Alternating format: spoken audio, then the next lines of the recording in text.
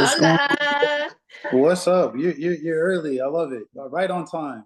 Yeah, well, I've been early before too, That's my first You time. guys are on it. I was like, is the beginning of this recording just gonna be like me and Michelle, like, hey, all right, and in two countdown 2 minutes? But I love it. Runita, what's going on? How's your day going? I love your glasses.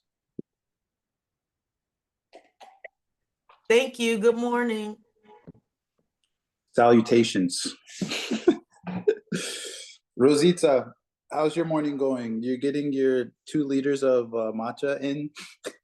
Yeah, it's not 2 liters quite yet, but I wish they had a 2 liter jar that is like not that heavy. Because they get heavier because I do glass.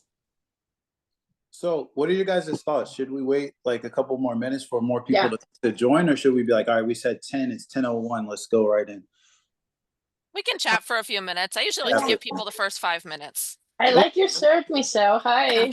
Thank you. Reppin' school merch. Cool. What school items do you have? I have this one. I have the sweater. I have a hat. I got the little bundle, so it gives you a sweater, it gives you a shirt, a hat, and then I have the stickers that come with it too. Oh, that's a good idea. Maybe I should have like a bundle. How much was that? It was like 50 something bucks, so not bad. Including shipping? Yeah. Dang, that's for I was three. gonna say, yeah, I don't remember having to pay shipping on it, but I could be wrong, so don't quote me on that one. That's pretty good. How long did it take you to get it? It did take, I think, a week or two. Oh, that's So not. it's not, I know, but like in today's day and age with like Amazon, everything feels like I didn't get it in 2 days. That's What's true. wrong? I think the thing that's interesting, I forgot about that because we've been living outside the country for like 3 or 4 years, and it's like most places don't really have like Amazon, so they're like, Oh yeah, yeah. it's gonna take like 2 or 3 weeks, and we're like, bro, it usually takes hours. Like you order it and then they send it, I give it to you. I was thinking that Yes. same thing, Lauren. Like we're talking, she's ready to go. It's Yes. like, Mama, let's get it. This thing, like you guys can't see, but that is in the middle of the room, right? Just excuse my big mess of what my kids do, but it's in the middle of the room. It's usually on the wall. She has been doing this so much it just inches along. She's wild. And I got my cat here is trying to attack my wires. That's funny. Just editing something really quickly.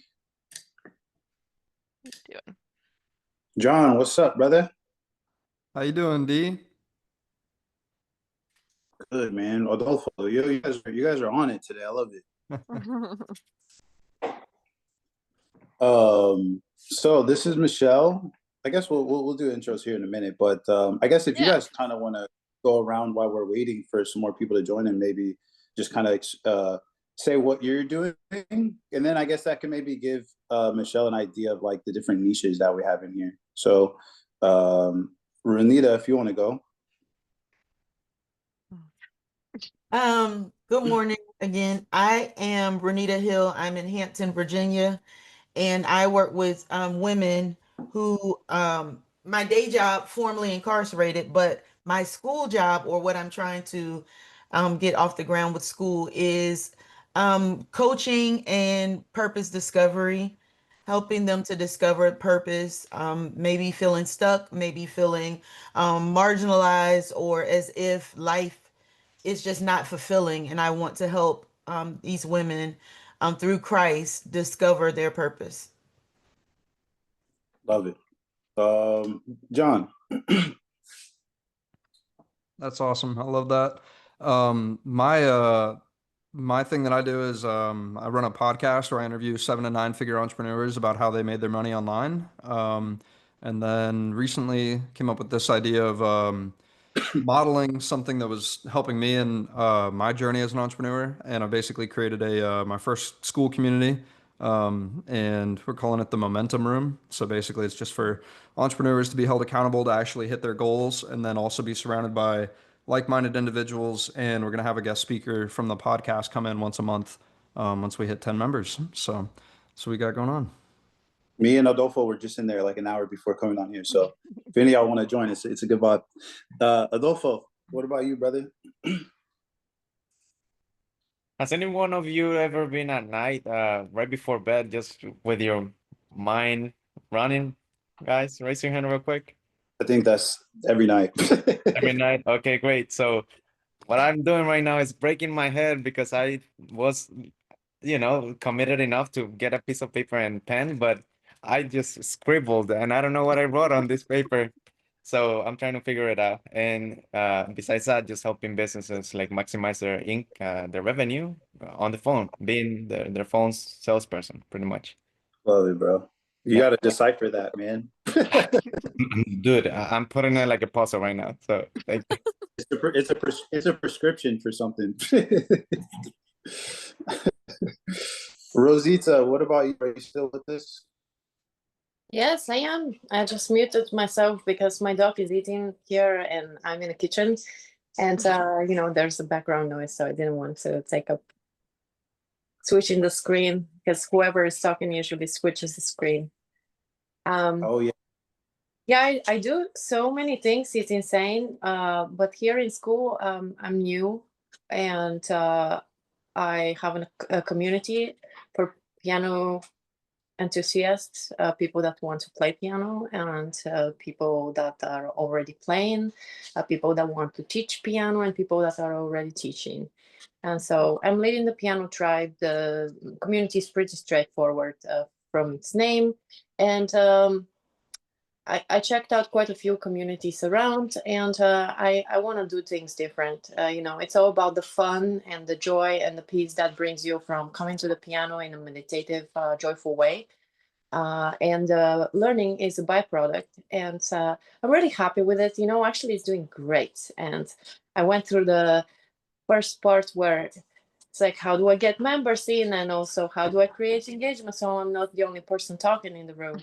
But now it's picking up, and I'm like, wow, look at this, and it actually makes me so happy that I never thought that would have been even possible with a online community and with any really learning space. It's just like I'm looking forward to it, and I'm obsessed with school completely. I don't know if that resonates. I love it. I love to see it. It's cool. I think all of us just being in here and sharing our journeys and seeing how we progress week after week through the different information that we're sharing. What do you guys say? Shall we get into it? Yeah. Okay. So the way that we're thinking, so this is the first one. So after we do this, if you guys have any feedback, we're definitely all ears. But our thought is to kind of start these off an interview style, learn more about the person that is hosting the workshop, and then we'll pretty much open it up for Q&A. So Michelle, the thing I'm also interested in as well is obviously what is the business that you have, and then also the backstory of how you got to this point. Yeah, so I am a business coach. I specialize in helping moms build profitable businesses, basically working only about 2 hours a day, right? So that's about the bare minimum, but it's totally doable to build a profitable business, making $5K a month, working only 2 hours a day. And so that's essentially what I specialize in. And the way I got here is actually an interesting story. So I just want to double check. Can you guys hear my baby in the background, or we're good? Okay. Because I can hear. I just want to make sure you get not bothering this. So the way I got here was actually kind of interesting. I have 4 small children. My oldest is 6, so they're all very, very little. And 6 years ago, when I had my first, I was working as a student loan debt collector for the federal government. And as you can imagine, that was the most miserable job on the planet. I had already been doing it for 2 years, and I was like, I do not want to do this. I had my baby. I was on maternity leave, and I said, there's no way in heck I'm going to leave my baby to go back to doing that. That's the most absurd thing anybody could do. And luckily enough, my husband had actually just changed companies, making twice as much what he was doing before, and so I didn't have to go back. Now, that obviously meant a huge reduction in our lifestyle, but we could manage, so that's what we did. But very quickly, it turned into, okay, this baby's going to get older, and we're going to have more and more expenses coming up, and we need more money coming in, right? And so I started to kind of explore the world of entrepreneurship because I knew I didn't want to leave my child to have to go back to work. I had a huge, immense desire to be a stay-at-home mom. I had always wanted to be a stay-at-home mom. And so I said, I need to find a way that I can make money at home while still raising my child. So I ended up doing all the typical things. I started a blog, I started like a YouTube channel, I started, doing MLM and affiliate networking, social selling, all of that stuff. Absolutely bombed with all of it. And I was starting to get really frustrated, and I realized that if I wanted to make good money, I needed something that was a monthly recurring revenue model. And I needed something that was going to allow me to learn a skill that I could then market to other people and fulfill a problem that someone else had. And so I ended up coming across the idea of bookkeeping because, hey, you can do it on your computer, you can do it while you have kids, you can do, it's something I can make work. And so I literally learned the ins and outs of bookkeeping. I spent like 3 months, I did all these courses, I read all the books, I did everything, and I just lived and breathed bookkeeping. And then I got my What year first, was this? What year was this? oh gosh, this was back in 2018, 2019. Oh wow, okay. Yeah. And so I ended up starting a bookkeeping business, and then within 2 years, I had 2 employees working it with me, and we had quite a successful business actually. But I realized I absolutely hated bookkeeping. I didn't want to do any of it. I didn't know how to manage a team, and the team was not doing what they needed to be doing, and then I'm like paying them all this money and I'm having to fix their mistakes, and I hate what I'm doing now. And it just ended up, I got overwhelmed and I shut the whole thing down. But then I said, okay, let's take a break and see what I need to do. And I ended up, during that time period, I had a lot of people reaching out to me and saying, you're really good on social media. That was literally how I got every single one of my clients.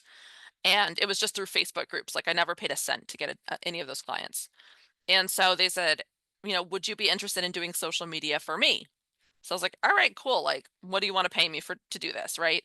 And so I started creating these custom like social media packages for these people to manage their Facebooks. And so I started that. And I was like, okay, now I have to like learn what the heck I'm doing because people are paying me to do this. So I took all these courses for social media, took all these like graphic design, things like that, and started to learn. And then I very quickly learned that social media, right, from a managing your business profile doesn't actually translate to getting immediate cash, right? And so I was like, I need to learn more skills than this. So I learned email marketing. I learned a little bit of copywriting. You know, um, I learned different things about funnels. I learned all this different marketing stuff. I learned web design. Don't actually design them myself, but I learned the basics of it. And then I hired a web developer that would be on our team to do web design. I hired an SEO specialist. And so as you can imagine, I then ended up with this big team that I still didn't know how to manage. And we did all this marketing stuff for much higher profits. So it was much more profitable. And we actually, again, did pretty well. And in about 2 years, we went from like nothing to, having this big marketing agency with all these clients. And I got super overwhelmed again. And I had my 4th child, literally 10 months ago was how, this all happened. And he ended up being a C-section, and I needed a lot more time off of the business than I had previously anticipated. And so the whole business just kind of fell apart without me being able to be 100% on it. And so after that, I was faced with the idea of like, do I rebuild this business or do I do something else? And like, in all honesty, I did not want to rebuild the business. I did not care to do marketing, at that point. And so what I decided to do was like, I've clearly built 2 successful businesses in about 2 years time frame for each one. I've, hired teams. I still need to learn how to manage them better, but I've done it, right? And I've been able to get to the point of where a lot of moms really want to get to, right? And I was really passionate at that point because I had so many moms that were coming to me and saying like, how did you do X, Y, and Z? Like I'm trying to do this and I'm struggling.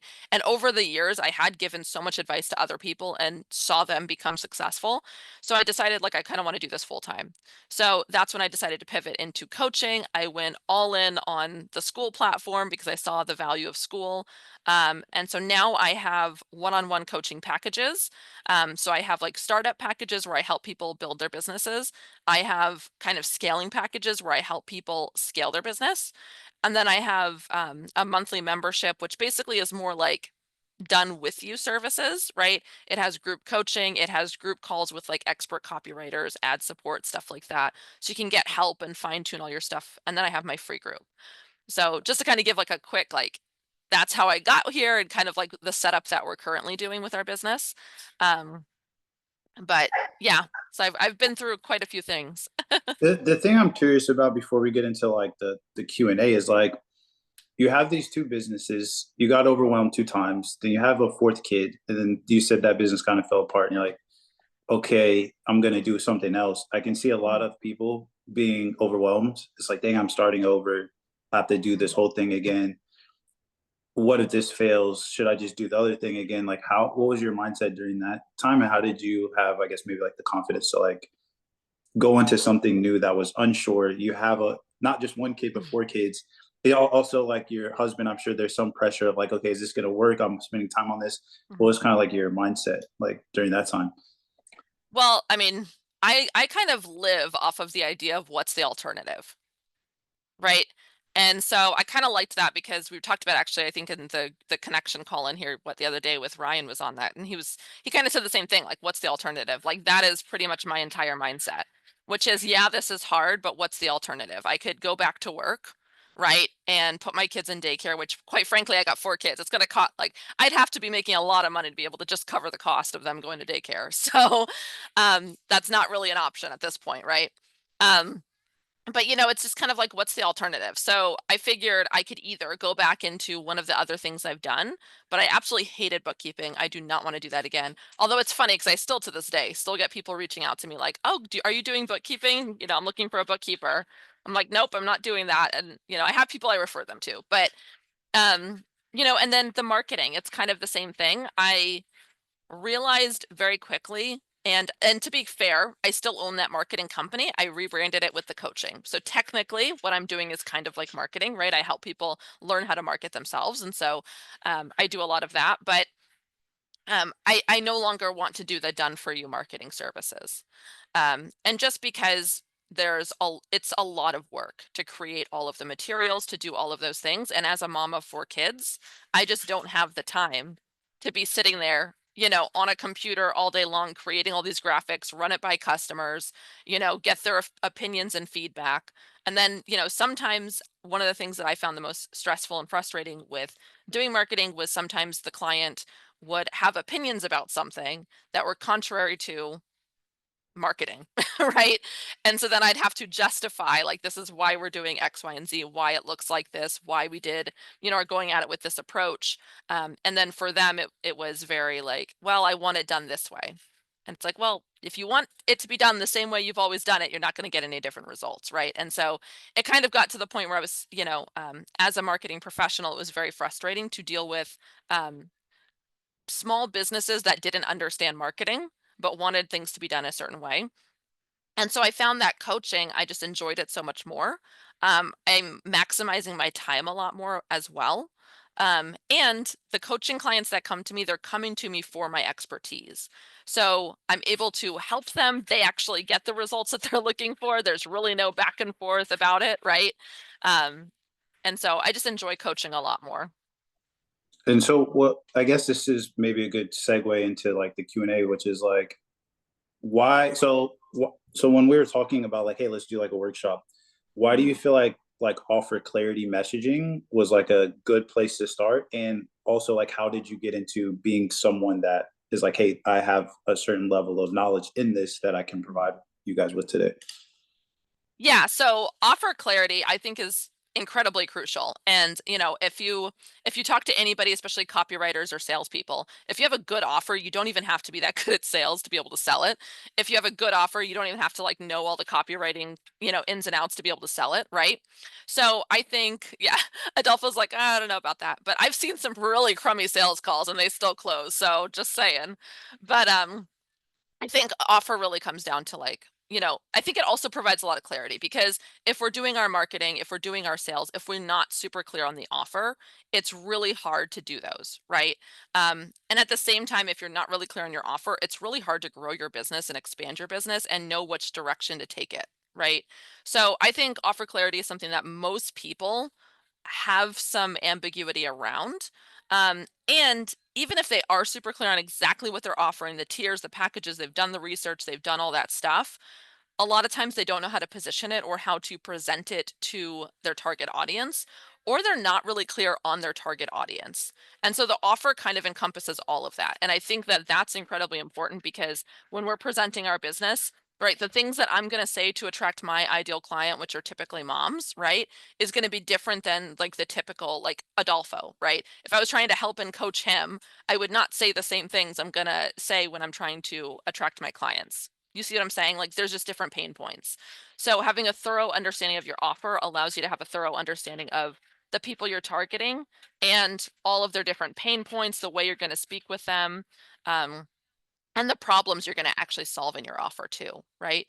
Like we do not only like the business coaching, but we also talk a lot about like managing your schedule, how to set up routines, like things like that, where a lot of moms struggle with that because they've got a bunch of kids that they also have to, deal with.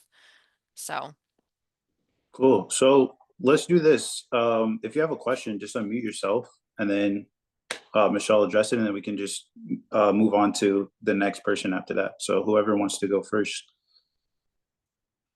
I've got a question, Michelle. mhm. Just kind of wanting to get another perspective maybe as well, or just kind of like another, like, I mean, whether it's you or anybody else who wants to jump in as well.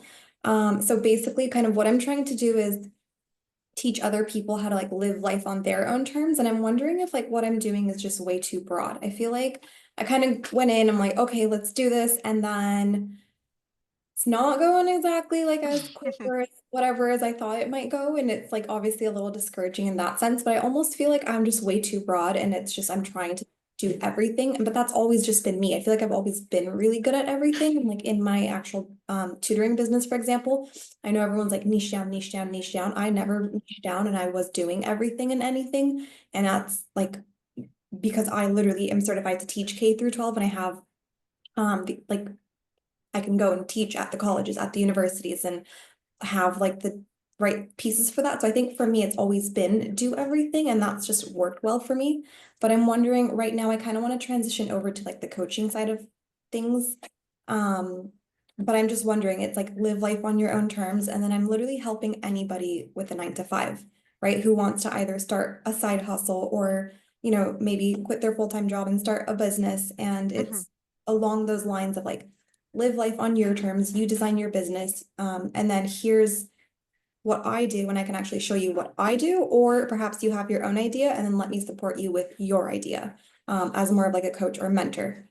Whereas I don't know if that's just way too broad and that's why I'm struggling. Should I just be targeting literally just one thing or the other? Stop trying to do mindset, stop trying to help people with like their dream business, stop trying to help people like give them the blueprint as to what I do. Do I just pick where I'm actually the expert in, which is, I mean, I've done it. I quit my job as a teacher like 6 years ago, I think. I've been traveling the world, new country every single month. Like, do I just hone in onto that? And it's where I'm truly the expert, and then just focus on maybe teaching teachers instead of just anybody who wants that dream life. I don't really know, like, I guess what direction to go in, because I keep having this back and forth. I'm like, maybe this whole coaching thing, I should just stick to what I'm actually good at, which is the tutoring. And I keep going back and forth on, do I spend my time doing this? Or honestly, should I just continue building more different tutoring groups and doing things that I'm truly good at? Yeah, so I mean, first of all, it kind of stinks because there are some things that you just have to make a call. Like, do you want to do coaching or do you want to do tutoring, right? And unfortunately that's a you answer. Like you're just gonna have to kind of come up with which one you want to do. That being said, your coaching offer, 100% is way too broad, because if you think about it like the end result, right? What's the end result of that? Which is just living life on their terms. And the problem I think with that is we don't know what that means, right? And so your idea of living life on your terms is going to be very different from my idea of living life on my terms, which is going to be very different from Dee's idea and Runita's idea and adult. Like we're all going to have different ideas. And so when you're making messaging that's trying to attract these people, right, it's really hard to hone in and be like, this is possible for you, because you don't know what this is, right? And so I think you definitely want to get more specific with that. And I think when you're looking at your business, right, one of the easiest ways to get into coaching is to teach people how to do something you've already done, right? Because that automatically gives credibility. So for instance, if somebody's sitting there and they're saying, I want to start, I'm just throwing bookkeeping out there because I've done it, right? But if someone's sitting there saying, I want to start a bookkeeping business, then they're going to sit there and say, okay, like who am I going to go with to teach me how to start a bookkeeping business? Am I going to go with Marina, who did tutoring, right? And is going to help me live life on my terms? Or am I going to go with this bookkeeping coach, right? Who's going to help me start a bookkeeping business. And through doing that, I'm going to be able to live life on my terms, right? They're going to look for the more specific solution. So you definitely want to have a specific solution and a specific problem that you're solving. So for something like yours, I think it would make sense to do something along the lines of like, I help, women, right? Or just teachers, whatever that niche is, but I help teachers quit their 9 to 5 by starting their own private tutoring business. Like that's very specific. And you can even quantify that quitting the 9 to 5 as saying like something like make 5K per month or like whatever amount you feel like is comfortable. The more quantifiable it is, also the more believable it is. Because if you had someone that sits there and says, oh, I can help you quit your 9 to 5, what if someone's 9 to 5 is a $300,000 gig? Like that's, you know what I mean? Like you don't know that. So if you can sit there and say, I'm going to help you make 5K or 10K or whatever a month, then if somebody's sitting there saying, oh, I make 8K a month as a $100,000 earner, right? 10K a month sounds really good and sounds doable, right? So you want to be as quantifiable as possible. The other thing I want to just hit on real quick is like the fear of niching down comes from the illusion of loss, right? We get afraid of all the people we're going to have to say no to. And so we don't want to niche down.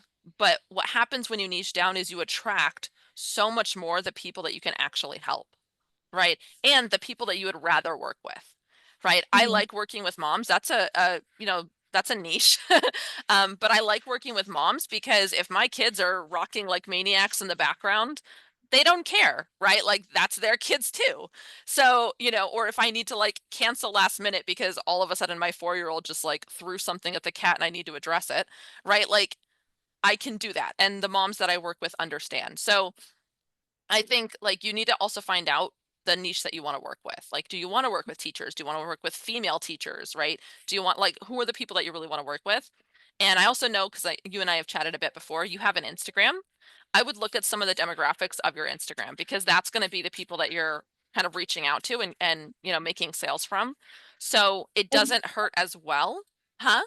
Not to interrupt, but that's why I feel like I've kept it super broad because I'm like the people that followed me on Instagram, it's just more lifestyle, right? And I have like Yeah. a big warm audience already on Instagram, right? So why try to find a cold audience when I already have these people who have been following me for years across me traveling and have seen behind the scenes and has just like has that personal connection with me, right? Where like I really watched everything that I kind of post day to day and whatnot. But I've been getting on calls with a bunch of them like throughout this week, and I feel like some of them are interested and it's the point is like, wait, so how do you make all this money just working 2 hours a day? Because they're working their asses off and not making enough and they have 2 jobs and they're just like, we're like freaking struggling with just working, you know what I mean? Yeah. So they're more interested in the piece of like, how do you only work 2 hours a day and do whatever the heck you want and just play all day long and go diving and surfing and travel, like how do you do all this, right? So I'm almost trying to position it in terms of like, yeah, like you may not, be a teacher. You may not have any teaching experience or tutoring experience, but like I helped a small group of people last year when I kind of launched this already. And I'm like, they've never taught a day in their life. And they're like, oh, we don't work with kids. Like, I think Marco was like, yeah, I don't do kids. And I'm like, really? You're going to go to this job, do that job for 8 to 10 hours a day that you absolutely hate. And you don't want to do this and make a ton of money? Yeah. 2 hours. You can make a couple grand in 2 hours a week, like a week. And they're just like, okay, all right, I guess I'll do it. Like, but that's kind of the positioning that I've been trying to pitch it as. And that's why I feel like I'm just so broad where it's like, I can help anyone. It doesn't matter what you do. Like, I don't know, whether you want to travel or make more money. That's just, I don't know. So I want you to kind of think of it. How do you think those sales calls would have gone had you shown up with someone who was a teacher and wanted to leave their 9 to 5? Do you think they would have bought? Well, and that's the thing where it's like yes and no, because I like obviously being a previous teacher, I also know how like this is gonna sound so bad. So no offense to anybody who has a teacher friend or relative or whatever, but they're just so freaking closed-minded. I like that's why in the very beginning I had this idea of like, okay, I'll do like my company is like the private tutoring thing, and then I would get like more teachers to like be a part of my team, and then maybe I can teach them how to tutor and all this stuff.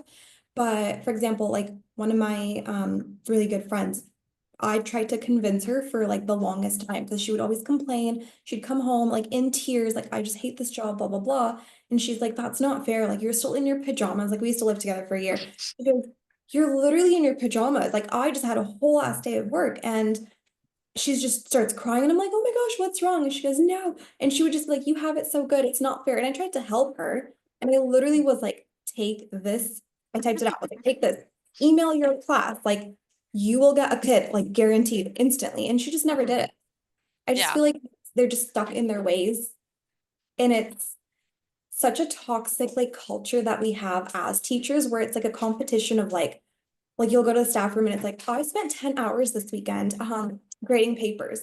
Then the other teacher goes and is like, oh, 10 hours. Oh yeah, I spent 8 hours across 2 days and I did last weekend. And then I'm just sitting there like, yeah, I went surfing this weekend. I don't do work on the weekends. And they're just probably like, what a horrible teacher, blah, blah, blah. But it's like this competition of who does the most work at like, I don't know. But I'm sure there is other teachers that are also like me that are just burnt out. Like, I don't know. I feel like I see them as like, how the I heck do you think 20 I years? think what Michelle is saying, this is, tell me if I'm wrong, Michelle, but I feel like what Michelle is saying now that I hear both sides is that if you are to use the right messaging of the people that don't want to talk about spending 12 hours, spending 8 hours, and they would rather be surfing or doing whatever, those teachers would be more attracted to what you're talking about. All of us have that same problem.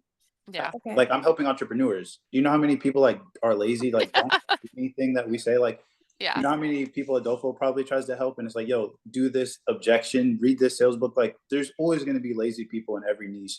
There's always going to be people that don't take our advice. So I think it's easy to like try something and in a week be like, hey, like this niche is difficult, but that's everyone. But I don't know if that's the right way to go. Like she said, that's kind of like a you decision. But I think if you did go that way with the teachers and you did that messaging, it would be so easy for them to see like you've done it. They don't know how the heck to do it. And they would probably pay a good amount of money to learn how to do that. Yeah, exactly. Like when you are making the messaging, and this is why having that offer clarity, having the messaging, have all of that really down pat. Because imagine hopping on those sales calls, and this is somebody who knows that you were a former teacher, you're helping people leave that 9 to 5 to be able to start a tutoring business. They're already going to your call wanting to start a tutoring business, or at the very least, find out about how it works. Right? There's already that interest.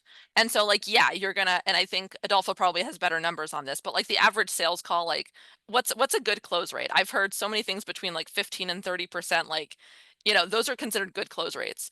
And so, I don't know if Adolfo's like, I got 50%, dude. But I think like if you look at it, so even if you want to just average and say 20% is a decent close rate, right? That's 1 out of every 5 people you're going to talk to. And these are people who come to you with the idea in mind that, hey, I want to buy what you're doing, or at least learn more about it because I'm interested in what you're doing. And so I think a lot of times, one of the things I always tell my clients too is like, your friends and family and the people you know are not your target audience. You may think that they are, but you will probably never sell someone that you actually know on your services, right? That's just, I mean, of all the business owners, like everyone here is nodding their head because we've all been through that rabbit hole of like, I have exactly what this person needs. Like they're my friend. I want to help them, but it's just like probably not going to happen. So I think the important thing is like going out there, seeing what's out there too, right? So I always tell people when you're looking at the audiences that you're working at, you want to think about everybody else. Don't even try to pitch to the people that you know. Just think about, is there a demand out there? And if you can find competition, if you can find at least 3 other people in the world that are doing what you want to do, then there's some sort of a demand out there, right? And so, and also like a saturated market is a proven market. So I know people always say like, stay away from saturation. I'm kind of the opposite. If something's saturated, that means there's enough demand for it. All you have to do is stand out, right? And you already stand out because you have the lifestyle. So if you can sit there and like show, hey, this is like my life. I was a teacher, now I'm tutoring, and now I help other teachers build a tutoring business so you can do exactly all of this stuff. you're going to attract the right people, like 100%, right? At that point, just a matter of getting enough people on a sales call to sell them.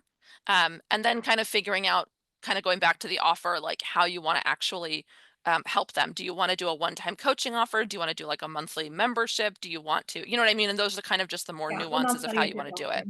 Yeah. Yeah. Okay. So does that help at all? Do you feel like you're a little bit more clear? Yeah, I think so. I think the sticking point was more like, I think I've always just been like, oh, I don't want to work with teachers. They're literally like the worst. Like I quit my job to get away from them. Yeah. But after doing this, I'm like, shit, maybe I'm like way too broad and like I'm just trying to work with everybody. Maybe that is the route to go. Maybe not so much current tutors, because again, they're like, well, we already tutor. I already make $100 an hour. I already know what I'm doing. Maybe they're not going to be so open to Yeah. doing things differently, or maybe they're going to want to see what I'm doing and they're like, oh, well, we could just go do that ourselves because they're already in the game. But maybe a teacher who hasn't yet started, like, I guess I just have to see it as like, yeah, there are going to be teachers that, you know, like when I became a teacher at the school that I worked at, the teachers who taught me, like my 6th grade teacher, my 5th grade teacher, they were still there. So I'm like, there's Yeah. always going to be the people there that are going to stay there until they probably die, like for 40, 50, whatever years. You know, and be like, we own the school, whatever that attitude is. They're always gonna like, I got in a whole parking lot war with my previous 6th grade teacher because apparently her name, I don't know, it's the whole thing, okay? But they're like, okay, you guys can kind of see why I have such a little with this, but maybe I just have to be like, well, those aren't the people that I want to work with. They can stay and work there till however long, but it's I'm sure there are people that are just like, shit, why did I like study teaching? And it's those people that I need to get, or the people that are truly like, okay, I'm tired, or okay, now I have a family, or okay, I want more. So like, I guess that helps, even if it's 15% of the teachers that I like, you know what I mean? Yeah. Maybe think And about it. also everything is on a percentage basis, right? Which means it's out of 100. And so a lot of times, like you just need a lot of volume to get data, first of all, right? And so that's just kind of number one. So I think like it can be really easy to kind of get hung up on, these are the people that I know from, you know, what I'm doing, but there's so many teachers out there. There's a lot of teachers that are just like you, right? Who were stuck in the 9 to 5 and needed help with it. And they just need that help in being able to break free. And, you know, like they're saying too, like you focus on the pain points. Once you actually know your audience, it's so much easier to kind of fine tune that. I have to hop off for just 2 seconds. My kids are like in a fist fight in the back there. Okay. Let's Runita or Rosita. Does either one of you guys have a question? Maybe you can ask the question by the time that you get the question out. The fight is done. Someone's okay with them. So I just came here to be a fly on the wall, you know? Okay. Yeah. I was just wondering if you could see the big question mark that's like all over my head or my face or something. I have so many questions, but I will trim it down to, I am just thinking kind of like what Marina was just speaking of, if what my thoughts or my idea is too broad, because someone discovering their purpose, just listening and kind of interchanging tutoring and everything to what I'm thinking of, like purpose looks different for everyone. Success looks different for everyone. So how really, you know, yes, I was just thinking that it was too broad. So I was sitting here brainstorming on how I could kind of trim it down and hone in on one area. And I think that's what's causing me so much confusion, because I don't really know what that particular little area or niche would be. So Explain a little bit. Obviously, I know what you did, what you do because we talked yesterday. But explain a little bit more about like what your vision is now. right now, what my desire is to help the women that are sleeping in their cars at Walmart and Target, those that are for whatever reason abuse drugs or incarceration, unable to make a livable wage, and to help them to discover purpose and to live a life that's fulfilling for them. But they can't afford services. So there are women like me that were working, that are successful, that have everything that they would need, so it seems on the surface, but they're living unfulfilled.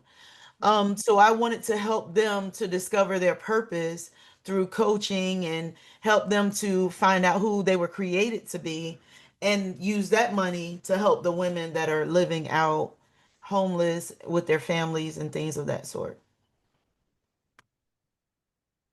Okay, so they're feeling unfulfilled. Do you know why they're feeling unfulfilled? Um, I go by me and of course people in my immediate ecosystem, and a lot of it is because like you kind of stated, as a mom, I did what I had to do and not necessarily what I desired to do or what made me happy, but I did what I had to do to make the ends meet so that I could be able to take care of my children. And in a lot of ways, it turned into a lucrative career and set me up for now where I don't necessarily have to work.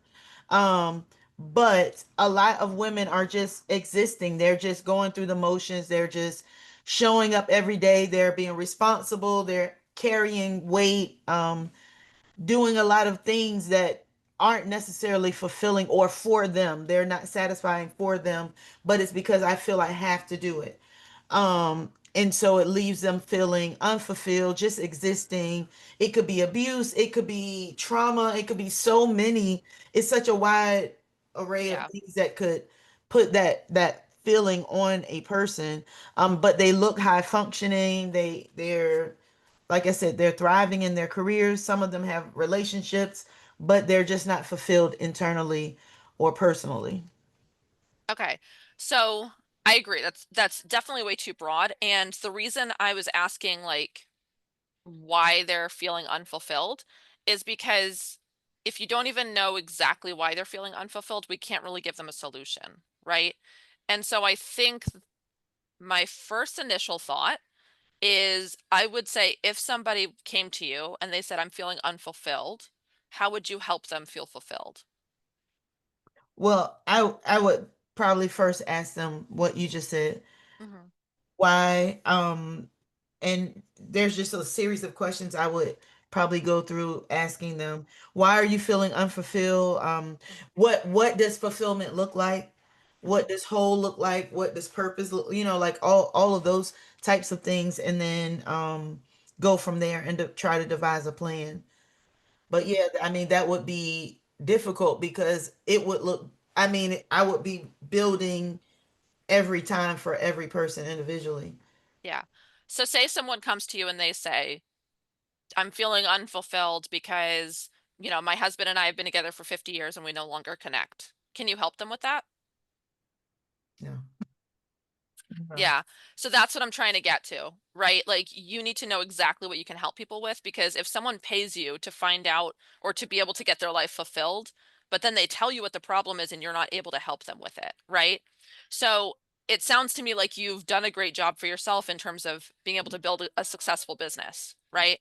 So that could be an angle, right? If you wanted to go into like business coaching for, Christian women that want to find purpose in who they are, right? Or find purpose with what they're doing in this world. It could be, like there's so many different things that contribute to us feeling fulfilled as human beings. And that's where I think you need to get really specific because part of it too is like we all know why we're unfulfilled, right? If my unfulfillment was because I can't put down the fork and I just love eating cake all the time and I want to feel good in my body, but I can't do that because I don't have any self-control, right? Like that's something that I'm going to hire a health coach to help me through that, right?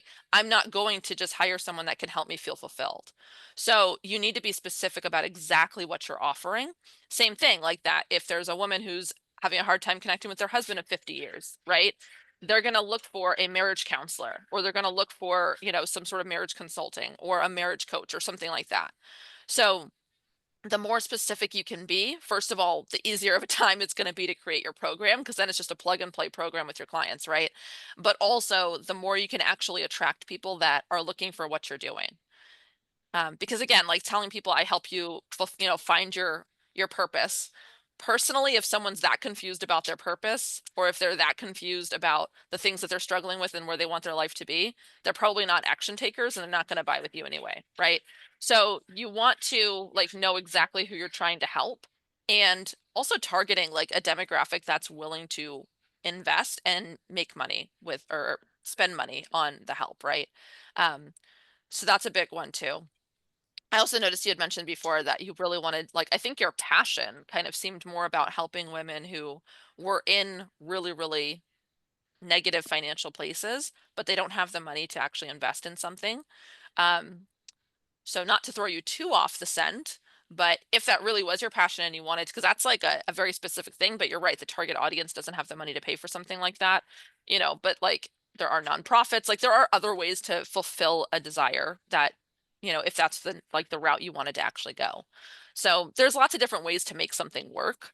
So I just wanted to throw that out there. But if you're trying to find, a business that you can do like as a for-profit business, I would say definitely find out exactly who you want to help and exactly what you're going to help them with. And then once you kind of have an idea on that, like what are my actual skill sets? So one of the things that I do with my clients, if they kind of come in and they're not really sure what kind of business to do, is I have them create a resume, right? And a lot of stay-at-home moms, they don't really have extensive resumes because they've spent years taking care of their kids, right? And so, but we talk a lot about like, what are things you're highly knowledgeable about, right? What are some of the things that you've accomplished? What are any degrees that you might have, or certifications, or past work experience? All of these different things, the more overlap, the better and easier it will be to have, to start a business in it, right? So those are just some things to kind of think about, and maybe some exercises that you can do to kind of fine tune exactly how you could help these women, live a more fulfilling life, and just kind of figure out like what's the pathway that you're going to help them walk. Well, Michelle, what are your thoughts on what me and Renita were talking about yesterday? And so she has a community on school right now called The Well, which is basically based on kind of like the story of Jesus approaching the woman at the well and kind of helping her like judgment. And so she was thinking of, okay, I create this free space that is for women in general, right? Like Christian women, that's the niche. It's not really offer based, but just community. And then the paid is like the women that want to take their life kind of like to the next level. I think this is where it needs a little bit more messaging, but instead of it being like a coaching, it's like she's curating the space. So it's like these women in here that do have the funds, but that aren't satisfied with their life and want to go to the next level. We can all get in a separate room, a paid space where we're doing basically where they would be doing what we're doing now. They can be building businesses together, but it's not just based on her coaching. So she was like a free space, Christian women. The paid space is like a mastermind for Christian female business owners, for example. Yeah, I think that's a great idea. And that's more specific, right? Which is like Christian business owners, like you're here to make money. And so I think that's where like you're not selling people in that perspective. You're not selling people on fulfilling, figuring out like your life's fulfillment and all of that stuff. You're selling people on making X amount of dollars in a certain amount of time frame, or without whatever restraints that they had before that stopped them from making money, right? So a nice clear framework that I like to do is like, I help so-and-so go from whatever their current status is to whatever their desired end result is, either within a certain amount of desirable time frame or without whatever constraints they don't want to have to do to get there. Right? So like to a really simple one would be like, I help women, lose 30 pounds without having to count calories. Right. That's awesome. Yeah. Thank you. Yeah. Yeah, no. I didn't want to steal his thunder and use that as that was my idea, so I didn't want to present it, but yeah, I definitely like that idea as well. So, but thank Dee's humble. I'm sure he would have been fine with it. I think it's just cool, like what you're doing. I think the thing that sucks sometimes is like, and I feel like that's like all of us. Like, obviously I've talked to everyone except for Nick. I met him today, but most people that I've talked to in here, it's like you have a passion to like help people. It's not just like, bro, I need to make 100K per month. That way I can buy this Lamborghini. And I think the thing that sucks is like when you want to do that, but you don't know how to articulate it. And you're like, man, bro, like this sucks. Like I want to help these people, but like, how do I word it in a way that they get it? And so like for me, it's like share any additional information that you can give Michelle that's going to help her bring that out. Like it doesn't have to be my idea. It could be from John, Rosita, whoever. I just think like if all of us are able to figure that out, like we're helping more people. And if we're helping more people together, like we're all going to eventually win together. So. absolutely. And I already am a founder and CEO of a nonprofit called Plan You. And so we go into the jails and work with men and women who are formerly incarcerated and help them to successfully re-enter once they're being released. And then we work with them for 18 weeks once they're released. And that is, you know, fulfilling that piece of me, but there is an internal piece of me that is solely for women because of some of the things that I have experienced that, you know, I just would like for them to not only meet Christ, but to also live a life where they're happy to wake up every day. They look forward to life and living. So, but no, this helps a lot. I'm gonna go back to the drawing board and restructure and reframe some things. So thank you so much. Yeah, absolutely. And I absolutely love, you know, that purpose-driven mentality you have. I think that that's so beautiful. And, you know, so many people, especially if you're really passionate about what you do, like it is very easy to be able to become successful in something you're super passionate about. You just need that, like that tweaking, right? Mhm. And so, and it's cool that you have kind of the support of a nonprofit as well, right? Because they're getting a whole bunch of traffic. You could also, you know, being directly affiliated with them, you could discuss some sort of a payback that way as well. So there's a lot of nonprofits that partner with for-profit companies to fulfill certain things for them. And so that could also be an option for you as well, which is working with the nonprofit directly and having either the nonprofit pay for the services for some of the members as a benefit that they offer. Or it could be even something on the other hand where they just help get traffic to you and then you donate a certain percentage to the nonprofit, right? So there's ways to like make that mutually beneficial. And I'm a huge fan of, you know, I'm a Christian myself. I do my tithe through my business. So 10% of like everything we make goes to the Tim Tebow Foundation. I'm a huge fan of donating as much as you can. So Awesome. Well, thank you. Yeah. yeah. What about you, Adolfo? Any questions? No, but I got a comment. If you're here, be grateful. I'm in the right place. Thank you. What, John or Nick? What about you guys? I'm chilling at the moment. Just enjoying it. Doing a great job, Has this Michelle. been helpful for everybody? I mean, is everybody finding value in the things that we're talking about? Okay, cool. Absolutely. Yeah, I think I mean I didn't even know what this was at first. John sent me a link and I was like, all right, I guess I'm going in the room. Like so checking it out. I love talking to other entrepreneurs, seeing what their journey's like, how they serve their clients, and you do need a community like this to bounce things off because sometimes you're gonna get a client that makes you question yourself and you're just like, what am I doing wrong? And sometimes you gotta trust the process. Sometimes you gotta realize, like, hey, this wasn't the right person for me. Like I tell people all the time, I'm not gonna be everyone's realtor. Like I know that. I won't connect with everyone. I'm more high energy, like, hey, what can we do for you? What can we do here? Certain people don't click with what I am. So, all right, we go on to the next. It's all about niching down and us as entrepreneurs, we have that connection right here. So I do love this talk because believe me, I have things too that like me and John in particular, we've been best friends for years and we've been bouncing ideas off of each other left and right when we're in like almost like the pits of hell, you know. So this is a beautiful community and I am very grateful to be here. So Appreciate appreciate you. it. Yeah. Appreciate you coming in, bro. Definitely. I have a challenge for you, Michelle. Oh, So, I'm excited. so being that Marina and Runita were the two that asked the question, and I Yeah. think it would be helpful for them.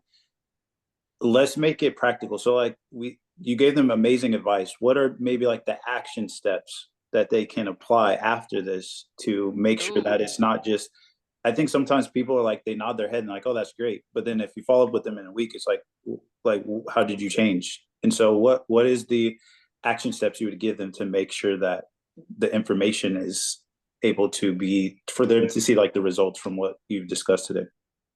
So number one is committing to something because we can have all the conversations in the world, but if you're not willing to commit to a direction, it doesn't do anything.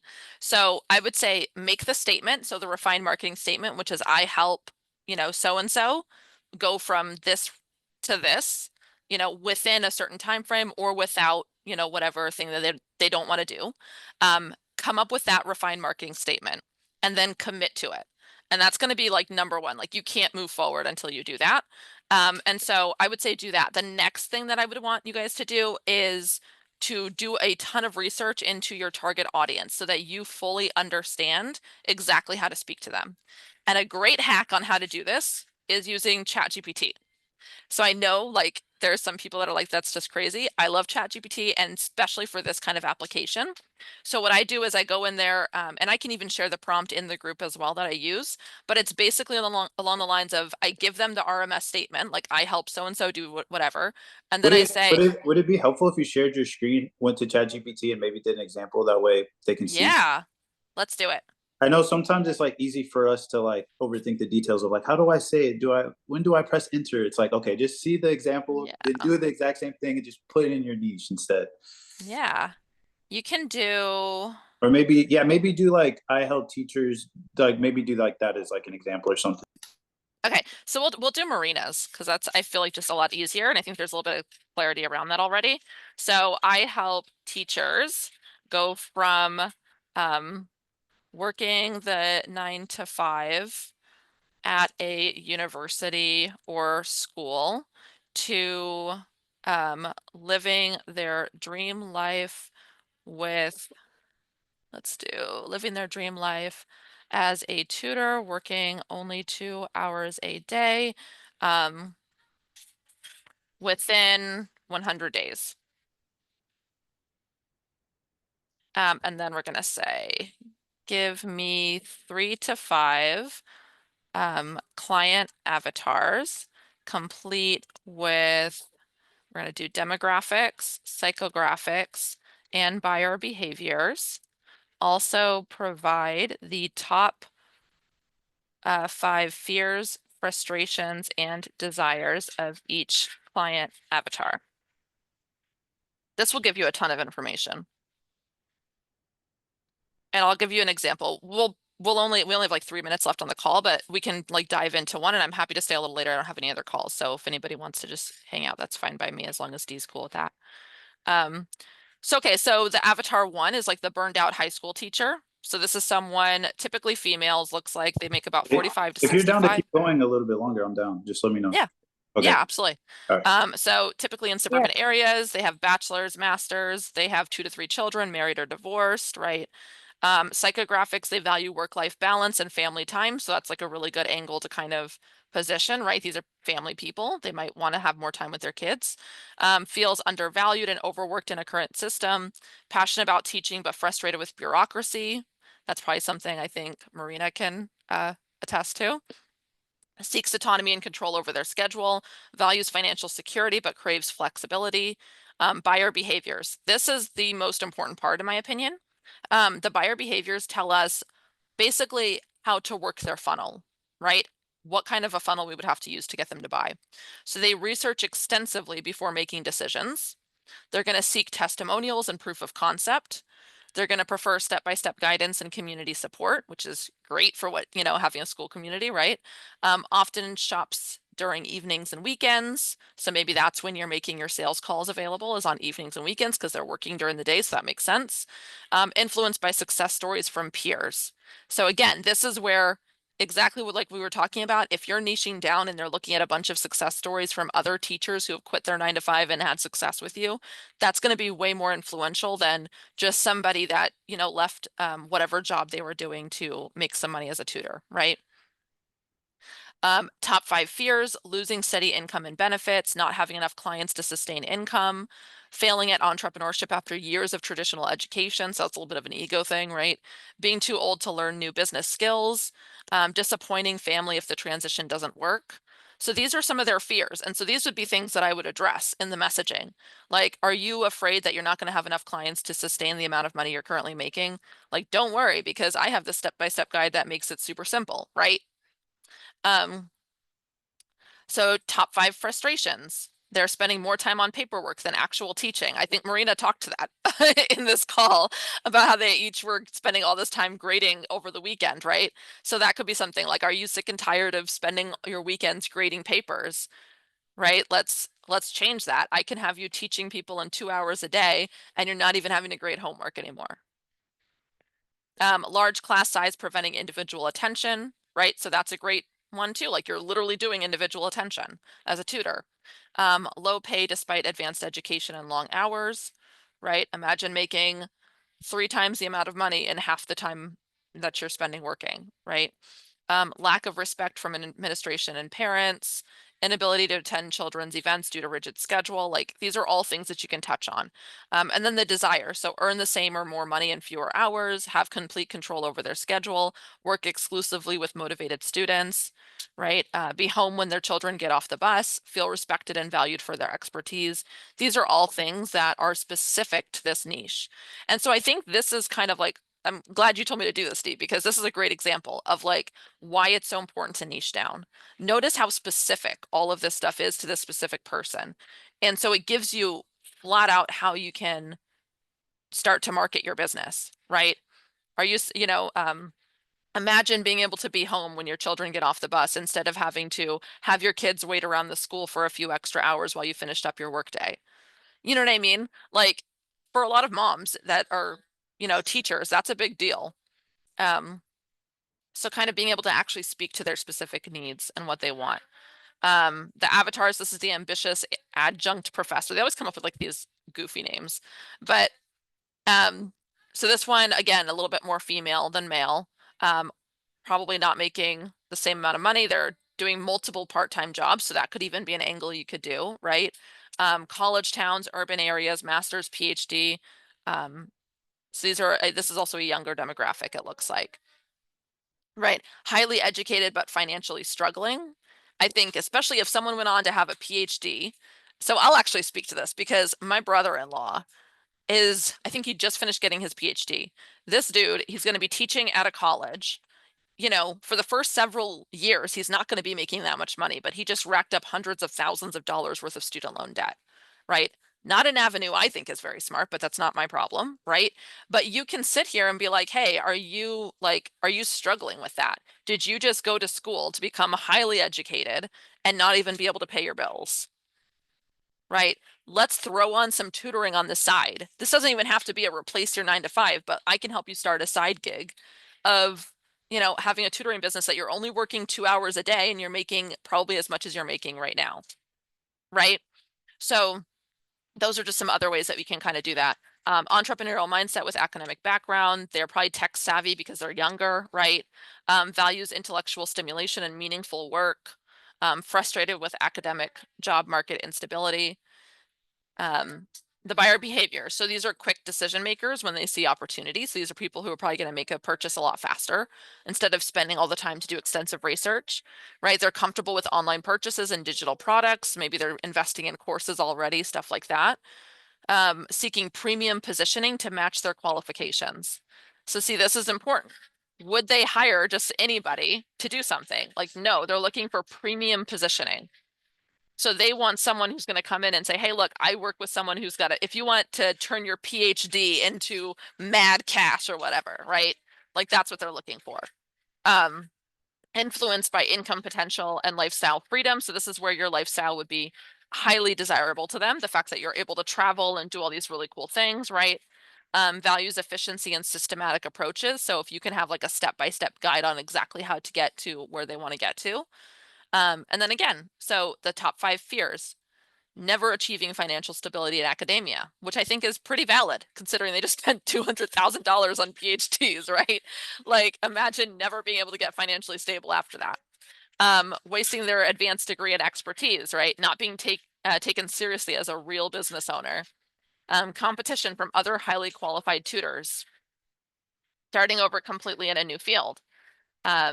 Their frustrations, earning poverty wages despite PhD level expertise, no job security or benefits, right? So these are all things that like I feel like, again, you can totally speak to. But I'm not going to go through like every single one, but you're getting the idea of exactly like how in-depth these are when you use the right prompting. And then the mid-career school administrator. So this is someone, they've got a master's in education, they've got an established family, they're a little bit older, their children are in high school, maybe college. They're results oriented, process driven. So this would again be where you're very specific about, you know, exactly the results that they can get and how you're going to help them get there, right? Politically savvy but tired of educational politics. I would imagine public schools, they're political grounds nowadays, right? There's a lot of political controversy around them. And so this could be an escape from that. Like, are you tired of the politics in the school system, right? Here's an opportunity to still influence the youth of the today or whatever, and be able to do it on your own terms. Strong leadership and organizational skills, right? Prestige, professional reputation. They seek new challenges and growth opportunities. They're going to do a methodical research who analyze, you know, ROI. So again, if you can give them a specific amount of what they can expect, right? This is where that specificity of I will help you build a $5,000 a month business. You know what I mean? Because for them, now they can sit there and actually analyze the return on investment on that. Prefers comprehensive programs with ongoing support, values exclusivity and premium positioning, makes decision based on long-term strategy, influenced by networking and referrals. These are very similar fears of the other one. Pretty much similar frustrations, right? Dealing with difficult parents and entitled students, right? You can basically tell them, hey, would you like to pick the students that you work with? You can do that with tutoring, you know? Being held accountable for problems beyond their control, the bureaucratic red tape preventing real change, right? All of these different things. Pressure to improve test scores without adequate resources. I feel like that's a big one because if you're working one-on-one with someone, you can actually help them a lot more than working in a school setting, right? And then these are just some of their desires. So leveraging leadership skills, working directly with motivated families, right? So having the flexibility to travel and enjoy life. So like these are all the different angles that you would kind of come at. And then I'm a huge fan of testing, right? So you try a few of these out and see which ones get the better results. And then you kind of lean in on the ones that are basically producing the most results for you, right? Could you scroll up and copy the prompt that you had and just paste it in? Yeah. People are asking for that. Yeah, it's a good one, isn't it? It's a great one. Cool. Other Let me put that in the chat now. Well, just based off this. So something that I feel like I'm also really good at is just making videos and showing up online. And like, I've just always been like big on Instagram and whatnot, but I'm just kind of, obviously for this, I would create a new page or like, I'm just wondering, is it better to stick on Instagram and go through it with that route? Or would you say maybe go on YouTube or I guess like, So I think everybody should be on YouTube to some degree. I think YouTube is a huge opportunity.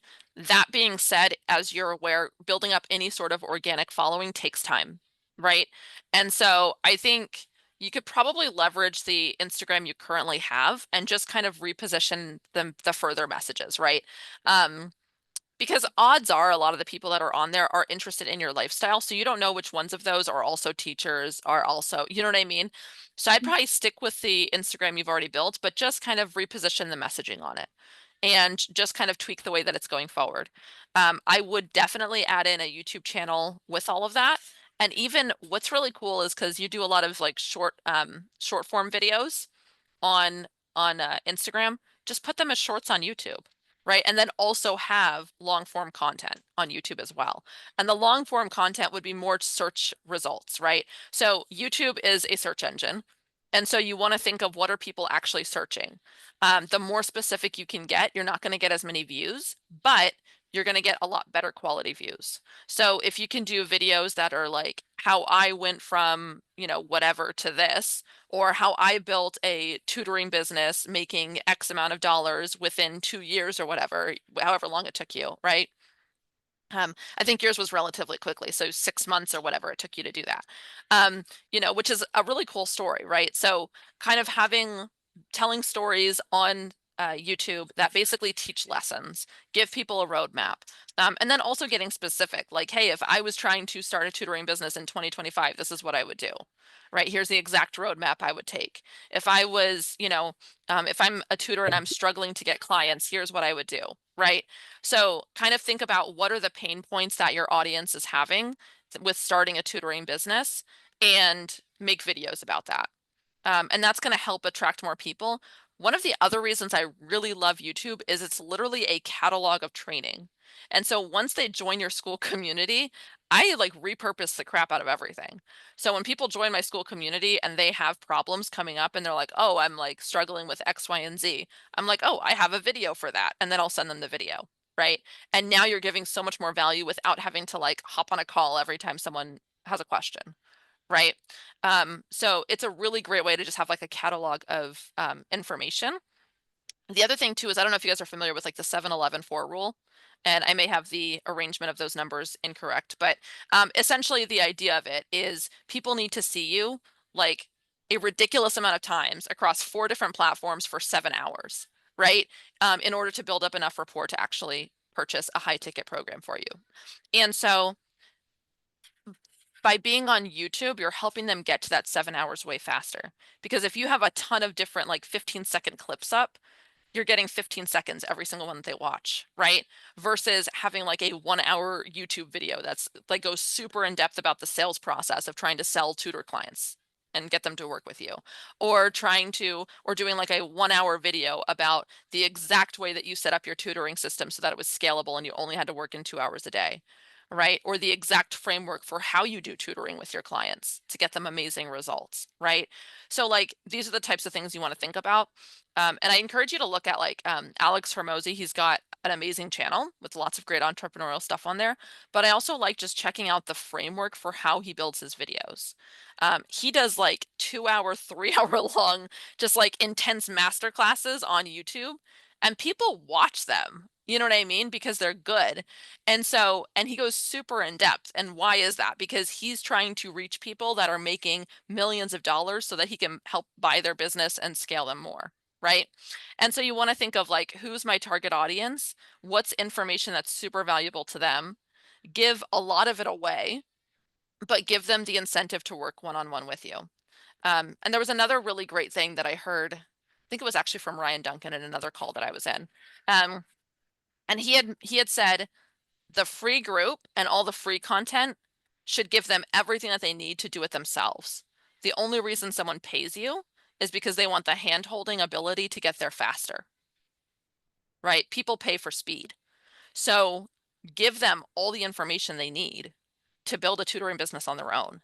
That's like the idea behind the content, is there should be enough information out there that they can actually just take it all and do it themselves and build a successful business. But the reason they're going to pay you is because, oh my gosh, she just taught me so much stuff and I'd rather not have to learn this. I'd rather just work with her and have her help me do it so that in a month I'm set up and already starting to make money. Does that make sense? That's good. Okay. Like that. Yeah. So final question. Let's say people on here, this is more like for you, but let's say like people on here are like, okay, this was dope. And like, I would love you to like help me with this, like on an ongoing basis, or just like get more help from you or content working with you. Like, what's the best way for them to connect with you, get help from you? Like, what does that look like? Yeah. So send me a DM on school. I'll be happy to chat. I do have a YouTube channel. I will be honest. I need to build it up a lot more. I tell my clients to do that. And then here I am, goofing around. But I do have a YouTube channel. I have my own school community. I have all those things. So just send me a DM on school. I'm happy to help out in any way I can. I also like to do like personalized Loom videos. So sometimes what I'll do is if I have some time and I get a bunch of questions, I'll just kind of go through them, make a quick Loom video, send it back out, and give some personalized feedback as well. So always happy to help. Anyone have anything they want to add before we hop off here? Was this helpful too? Is one question. It was definitely helpful. I was gonna jokingly ask, how old do the children need to be? Because I'm a mom, but they're 32 and 28. So because I would definitely love to speak with you more. But no, this was great. Thank you so much, Dee, for including me. This was awesome. Well, I was gonna say, I have to say, I have actually had that come up where they're like, I've got kids, but they're grown. So I 100% will still work with you. So if you do want help, just go ahead and send me a DM after this, or I'll find you. I'll bug Dee and be like, help me find Runita. But we'll touch base too, and then that way I can help you out. Anything else anyone else wants to add before we skedaddle? This is so meta. She's implementing, she's implementing what she just went through. This is great, Yes. ladies. Take notes. Yeah, thank you all for being here. Thank you for being here. I appreciate you guys. Hopefully this is our first one. Hopefully this is good. If you guys ever have any like feedback or thoughts on how we could improve these or make these better, but kind of when I approached Michelle about the idea, I was like, man, there's just basically like what you just said. I'm like, there should be a certain amount of information I think is just accessible that will help all of us grow, helps us build trust. And I think we end up working together. We end up learning more things. Like it'll help all of us rather than, I think a lot of the times people are trying to pinch pennies for every single thing that they offer people. And it's like, let's just, how can we get more in here? And I think it'll, like, we're all making money. We're all going to help each other, I feel like. So appreciate you guys coming. Appreciate you, Michelle, for adding a ton of value. I know even like the ChatGPT thing was super helpful. That was unexpected for me as well. I was like, that was dope. I use Claude and I are best friends. I use them all the time. But I have a question for everybody here that I think would help both Dee and I, which is, who else would you guys like to see doing workshops in here, or what kind of topics would you like covered in the future? I'll jump on that one. I do want to like build my personal brand. So maybe possibly focusing on YouTube and just YouTube and then taking it from there. Okay. Can I comment on that as well? So Dee's really good at YouTube. I mean, I don't know if that's what you still want to do, Dee. I know, like, was it last year, a couple years ago that we kind of worked on that together? But I think also kind of in the same like area of how to get more followers or people like into your school community, I guess. Because the whole like free community thing is like very new to me. I've always just been like, here's what I sell. You want it? Okay, let's get on calls, and you want it, you got to pay for it. So the whole free school community thing is like very new, but I also see the benefit of it as well, and how that converts. But how do you get people from whether it's YouTube or Instagram over to school? So I think that would be something that would be big for me, because I feel like, excuse me, I feel like what I keep noticing is like I'll get new members in my school community from school, but they already have their own groups, and I'll see it right away, and I'm like, okay, well, you're not like, you already have your own group. And for people who are selling, or for people whose paid group is, I'll help you with your ads, I help business owners do this, I help, like, that's perfect for them because they want the people who already have something started. But for, I guess mine would just, I just want to know how I can get people from outside of school, because the teachers aren't going to be in school, right? The people that I need aren't really already in school. It's the people joining my program are the ones who want to help me with like copywriting, want to help me with this, help me with ads.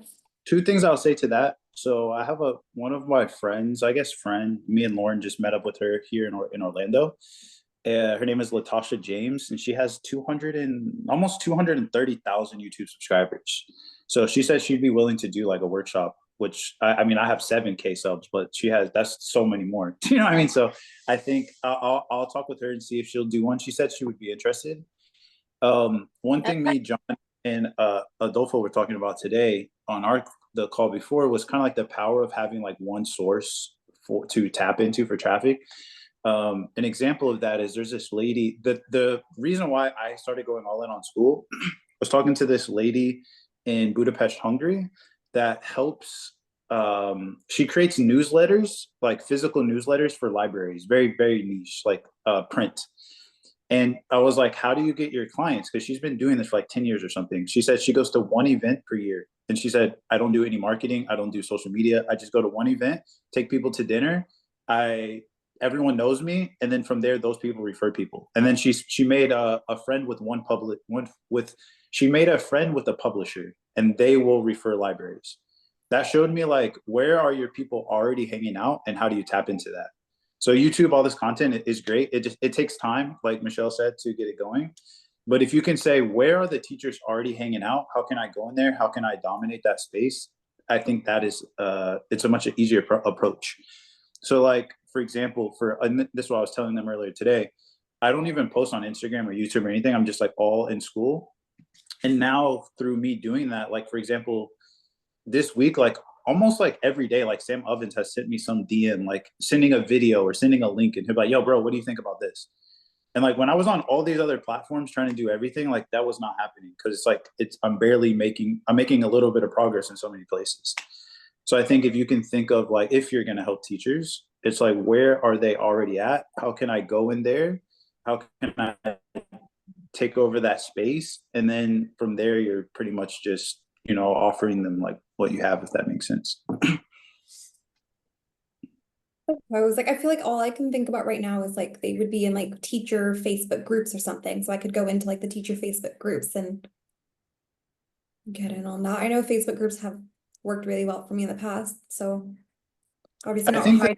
I think the cool thing about what I think you're doing, this is what I was telling Rosita too. Like, for example, she's helping people with piano. I know how to play piano slightly. And like all the teachers that I've had, it's like boring old women, right? And it's like when you see Rosita, it's like, that's not what you think of. So it's like she stands out. And I think the same thing for you. You have people that are teaching people how to be tutors, but it's usually like super boring. But when you're like, I'm going to Fiji and I'm going to, Thailand and all these places, I think your offer will stand out if you decide to do that. It's just getting in front of those people. Be like, I've already done it. I have the lifestyle. Is everyone going to buy? No. But if you have a 3K offer, 4K offer, it's like you don't need everyone. You get 2 or 3 people a month doing that and you're good. Well, and that's why I was thinking just like leveraging my current Instagram page, because it is very lifestyle based. But the thing that I've like struggled with was it started off as like a car page, right? So it's just me and my car, and like that's how my page blew up. And then ever since I switched niche, that like I went from like car to like lifestyle. Now I'm throwing in a little bit of surfing and traveling in there as I like am around the world, not really next to my car constantly. I still had people that kind of stayed, but like ever since I completely switched it, like a couple weeks ago, I completely switched it to, okay, I'm reframing my page. I want to help people. That's my new mission right now. I reframed it to that, but like, and it's fine. I know I'm going to lose followers. I've just been losing followers like crazy, and that's fine. That's just getting rid of people that aren't like in alignment with me anymore. So I'm okay with that. But I feel like it's more, I can't grow the page. And I've been struggling ever since I switched over from the car niche. I've been struggling to grow the page and get more followers. I'm making all these amazing videos, but because the majority of my X thousand followers were car people, now they're not like engaging or liking or whatever. Yeah. So every video I push out, I feel like the algorithm is. I would say, I would, before you go like too deep into that, I would just almost say like, forget about that for a second. Like, just think of like, where's the teachers already at? How do you tap into that? And how do you build relationships? And like, for example, Nick, he's not a teacher, but he probably knows people that are. So it's like, if you're just building relationships, either they're a teacher and you're saying, hey, I'm building a free community, or I have this thing, are you interested? Or it's like, hey, I'm building this thing, do you know anyone? I think if you're just focused on the relationships, like you get there.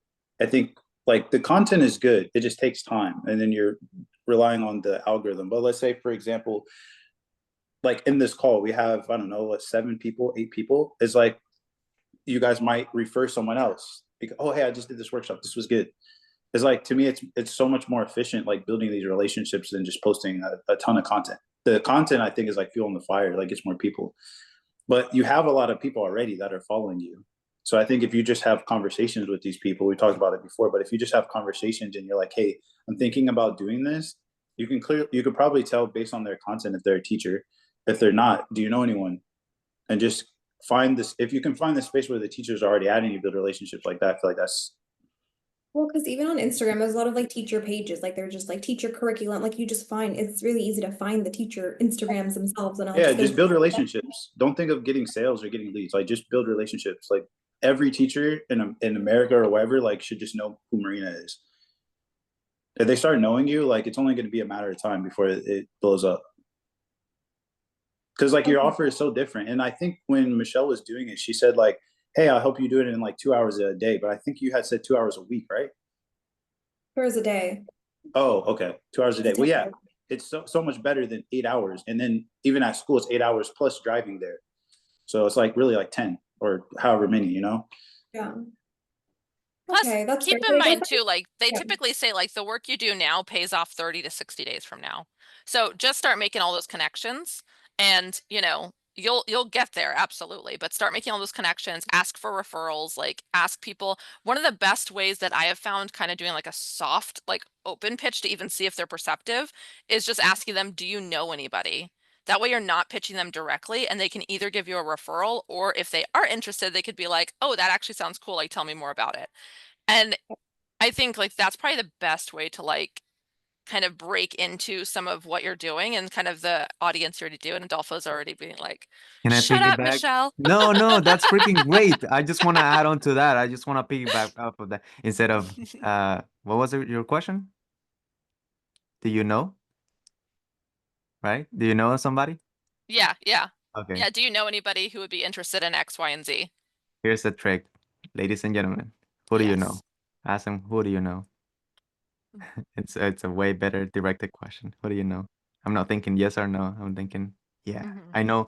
In fact, I'm connecting someone from the group D. I'm Mhm. putting in the work. I'm doing what you guys are preaching right now. Love it. Because they But can just be like, no, sorry, don't know anybody.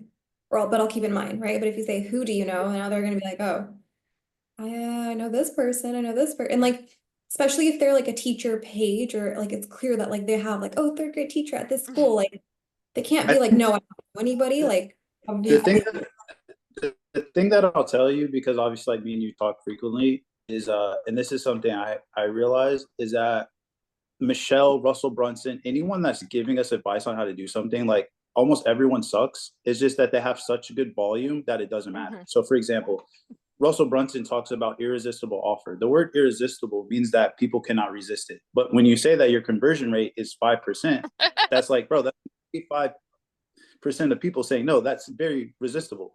But the fact that he has 5,000, 10,000 people, it doesn't matter. But I think when you're reaching out to 10 people and you have a 5% conversion rate, you're like, dude, this is not working. So the reason why I'm saying that is, don't just get off of this call, reach out to 5 teachers and be like, see, I knew this wasn't going to work if you don't get anyone. Like, you have to keep doing it day after day after day. And like Michelle said, you might not get any sales for 30, 60 days.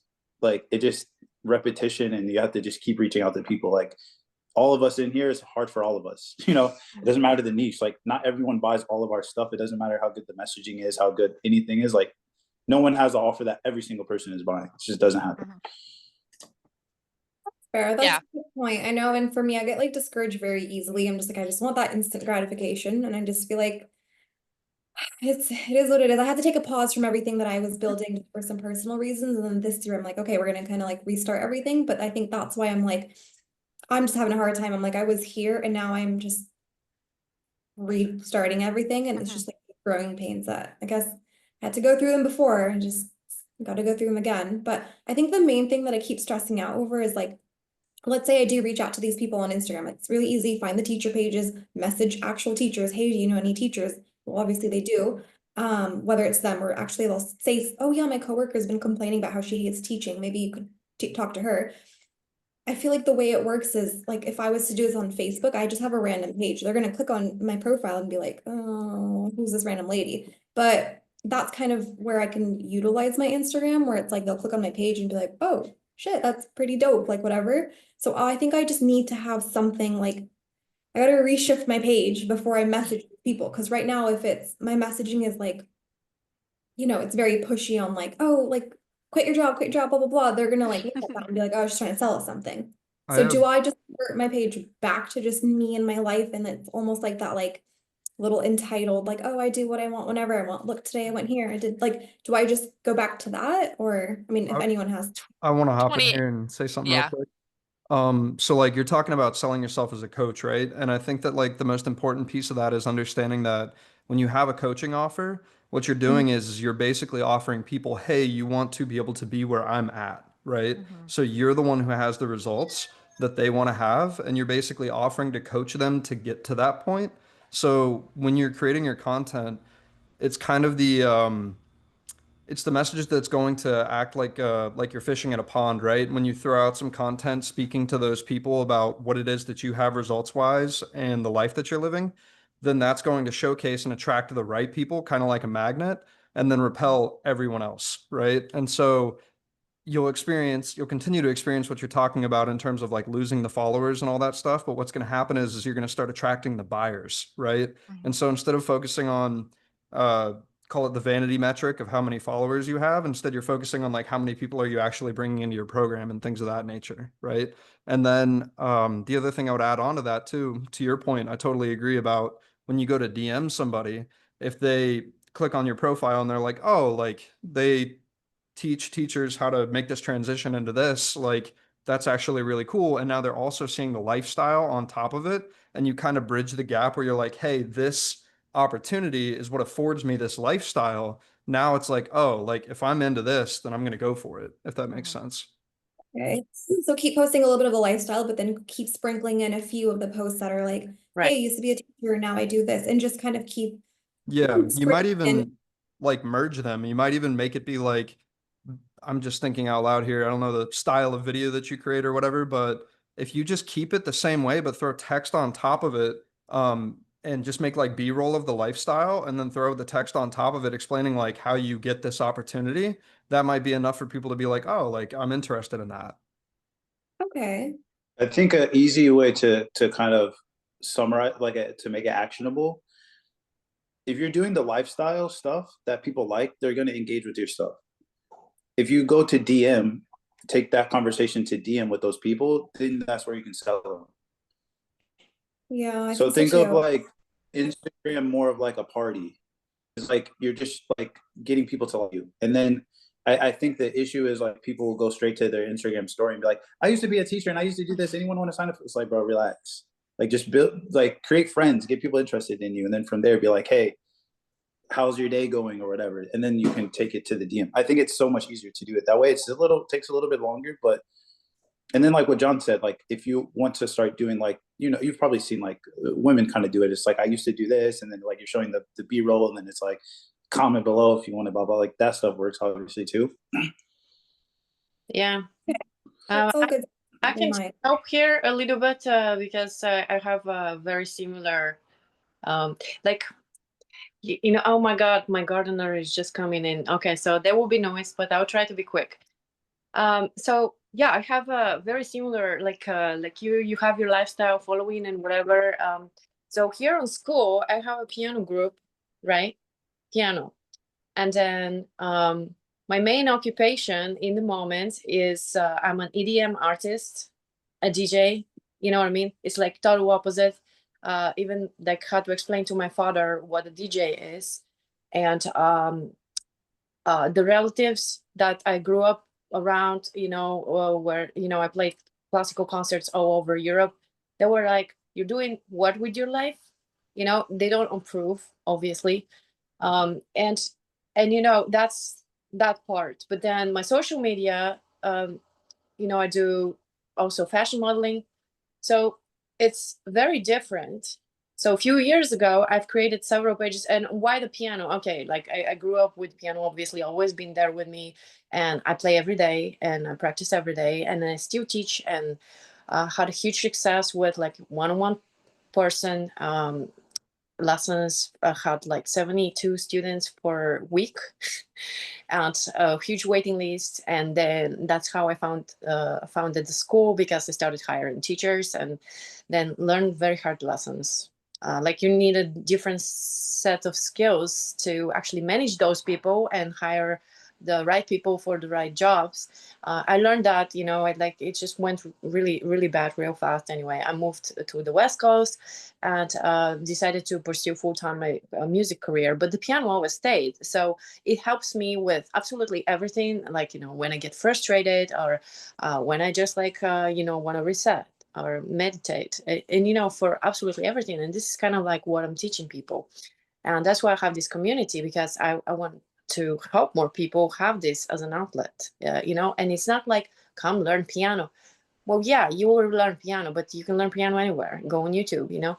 But it's more like the community part, and the learning is the secondary. So that's why I had even a problem with, like, to begin with having an offer. I've talked to Michelle with messages, and it's like, this is not it. It's not like teaching piano. That's actually a byproduct learning. But back to the social media, what I think that would help you, I had the pages, okay? I had a separate Instagram and a TikTok and a Facebook and a YouTube for the school, right? And these pages, it's a slow growth, organic growth. It's very slow. People aren't interested that much, but my personal pages are super well developed, and especially my Facebook is like my strongest platform. It's insane. I literally have to keep myself off of it so I don't get like ADD. But what has helped me with that is I left everything, all of the pages that I've created for the school, and I left them, and they're kind of like on a back burner. They're not like closed or anything, but I'm focusing on my personal ones, and here and there sprinkle messages for like, here I have this new piano trap thing, come and join or whatever. And I do different kind of like posts about it, but not as often, so I don't overload my audience with like, oh, here's, you do that now. No, it's always been part. But keep in mind that I always been sprinkling videos of here and there and photos of me playing.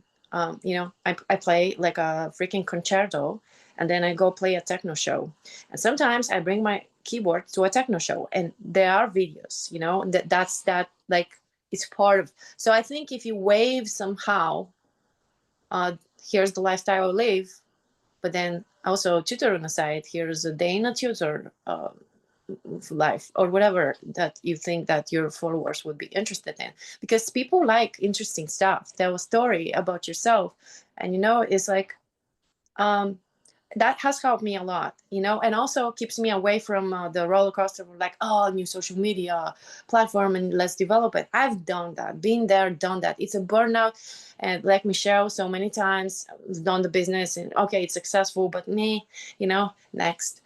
So I think it would be really helpful for you to incorporate what you already have to get it going, get a client, get a success story, boost them all on social media for like, this is the success story. Hello, it's not just me. I know what I'm talking about, but here's the proof, All right. That's good. And I have all that stuff before from the people that I coached before and helped them start businesses. So maybe just having to post few of those and pinning them to the page, and maybe not worrying so much about always have to post. Like maybe I just have the page, have a few pinned main posts, and then just leave it alone. Maybe right? I'm posting something new every here and there, but it's just really like a cover page. Forget about the followers, forget about how many views I'm getting. Just have it just be like, it's almost like my website. So that when I do go and talk to people, and that's a reference place that they can just come and see. I think you and I have a lot in common, and that's the thing where I'm like, I can relate to you because it's like, been there, done that. I'm just so tired of doing it. Like, Right. I don't even still right now till this day, like I was talking to my husband, and was like yesterday, we were having a barbecue, and I was probably talking to him like an hour, talking his ear off. Oops. But it was just like, why am I starting all of this? Like, I'm trying to start something completely new. Why, like, should I just take the easy route and just go do exactly what I was doing before? Like, it worked and it worked well. Like, should I just go do that again? But he was just like, well, yeah, if you want money, easy money, now you know how to do it, you know exactly what to do. And I keep like finding myself to say, like, should I just go do that again? Like, it went really well, like just literally go do that again. But then he's also like, but there's a reason why you're not trying to do this. There's a reason why you're trying to do something else. So figure out what it is you want to do. Don't worry about the money, but figure out what you want to do. You're already getting annoyed. Like, and like, I think for me, I'm like, I'm just so over actually tutoring and actually teaching, where it's something that I used to be super passionate about. Now it's like, it's just has gotten kind of boring for me, right? And it's almost like, I don't know if I want to keep doing this, but where I find like that spark and that passion is like helping other people or telling other people, or like, I don't know. So that's like why I'm going more in this direction. I think it's very similar to you. Like you're like, I had all these students, I had the wait list, I had all like the clients, and I'm like, you could probably go back to doing that and make all this money. Anytime. I just don't want to do that. You know what I mean? It's like a one-on-one trade time, and it's taking me away from my music. And I'd like to inspire people to do that and not to sit and teach them 101. I'm not interested in like 101 teaching piano. I would teach 101 a teacher and specifically design a plan for them of what to do and how to approach it. But like, I don't want to have a bunch of students. Guys, what I'm gonna do is I'm gonna do a post in the community like about the call, and then if we can like continue the conversation in there because I don't want to hold Michelle too long. It's all right. I know. Yeah, you're very I promised her an hour, and she's almost been here too. So yeah. But no, I appreciate everyone coming. Michelle, thank you for all the value. I'll do a post. Also, I think I should be able to download the replay and put it inside of like the classroom too. So, and then I think there should be like a transcript or something. I'll figure it out, but I'll do a post update, you guys. Cool. Well, thank you for coming, everybody. I apologize. My kids are starting to get antsy. They're like, you said you'd only be there for an hour. Yeah. So. We got you. We'll let you go. So thank you, All right. guys. Thank you. Bye. Thank you so much. Everyone. Bye.